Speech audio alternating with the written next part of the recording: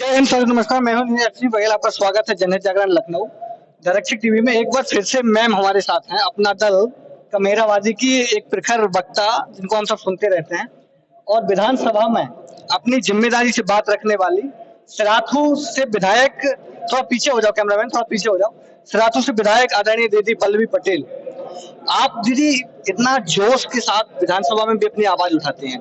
वो कमेराबादी, जैसा कि हम देख रहे हैं पीछे, कमेराबादी एक ऐसी पार्टी जो देश में ही नहीं सारे प्रदेशों में एक नाम है कमेरा, वो आपकी पार्टी में ही लग के आता है। तो जो जनता आपसे जुड़ रही है, जिस प्रकार से आपका जनबल बढ़ रहा है, तो क्या कुछ संदेश आप देंगी? और आपकी पार्टी का जो अधिवेशन भी होने वाला है, तो अपने शब्दों में थोड़ा बताएं, क्या कहें? देखिए, कमेरा शब्द जो है वो डॉक्टर साहब ने इस देश के हर उस कामगार व्यक्ति को दिया है जो जिसके लिए जाति और धर्म अहम नहीं है। अहम ये है वो व्यक्ति जो दिन रात कमाता है और तब अपने परिवार के लिए खाने का इंतजाम करता है, ऐसा कमेरा समाज। और इस देश में, अगर इस देश के खजाने में सबसे ज्यादा मेहनत से पैसा कोई इकट्ठा करता है तो वो कमेरा समाज।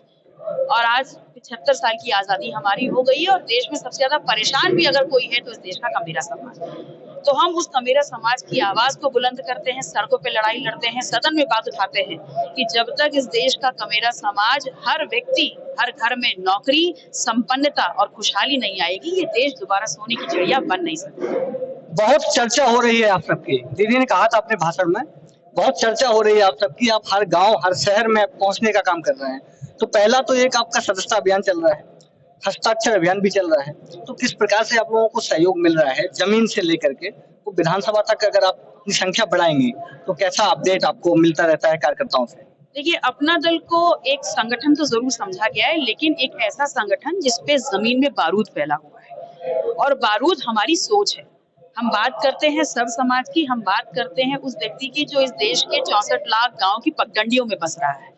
और जब तक वो उस समाज को, चाहे संविधान हो, चाहे नौकरी हो, चाहे सदन हो, चाहे दवाई हो, चाहे पढ़ाई हो, चाहे नौकरी हो, जब तक वहां पर बराबरी की हिस्सेदारी सुनिश्चित नहीं होगी, तब तक कभी भी हम देश को आगे विकसित नहीं कर सकते। विकासशील करने के बहुत से प्रयास हैं, लेकिन विकसित नहीं कर सकते। यदि आपकी पार्टी ने एक मुद्दा उठाया है, बहुत पुराना है, आदरणीय सोनेलाल पटेल जी का निधन हुआ, दुखद है, सबको दुख है, लेकिन ऐसा हुआ क्यों, इसकी जानकारी के लिए आप लोगों ने फिर से एक तैयारी की है।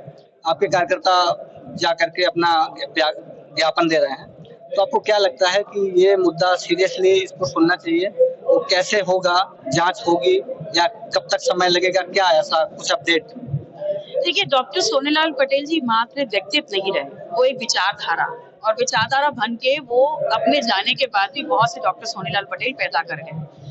अगर वो एक व्यक्ति विशेष होते तो शायद समाप्त हो गए होते, लेकिन विचारधारा बन करके लोगों की आत्माओं में बसे हैं। और विचारधारा ये थी कि हमें एक बड़े समाज के लिए, उद्धार के लिए काम करना है। उनकी मौत कैसे हुई, ये उनका हर वो व्यक्ति जानना चाहता है जो उनके सपनों को संजोए बैठा है, जो उनके मार्ग पे चल रहा है। ये समाज जो उनके पीछे खड़ा है, हर वो व्यक्ति जानना चाहता है कि हमारे पुरोधा इस दुनिया से विदा कैसे हुए। सच कुछ भी हो सकता है, सच सीबीआई की जांच के बाद कुछ भी हमारे सामने आ सकता है, लेकिन हम चाहते हैं कि पहले जांच तो हो। और इस मुद्दे को लगातार उनकी मौत के बाद से हम लगातार उठाते आ रहे हैं, और जब तक जांच करवा नहीं लेंगे तब तक शांत भी नहीं होंगे। ये तो